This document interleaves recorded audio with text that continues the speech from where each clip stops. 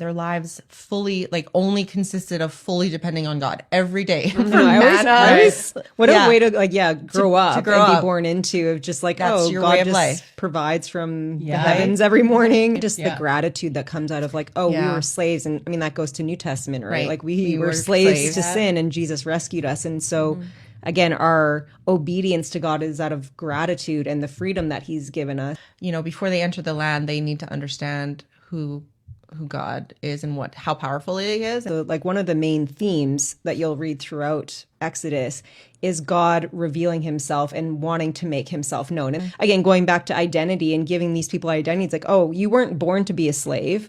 You were born to dwell with me and rule on my behalf. And, you're created in my image. The tabernacle imagery is very garden-like.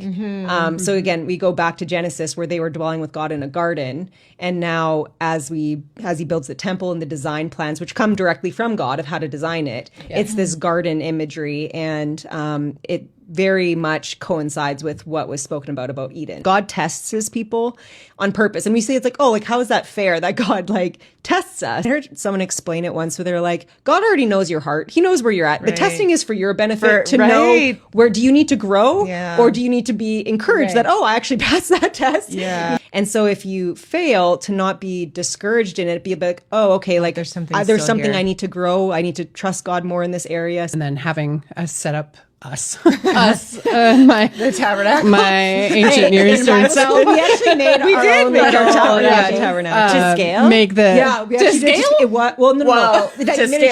To scale, but miniature. So what it would have done. scale means like this idea that he's getting closer and closer and closer to us And now- throughout the redemptive, and now he dwells in us. We are the tabernacle. Yeah. So have fun reading Exodus and come back next week again. Yeah.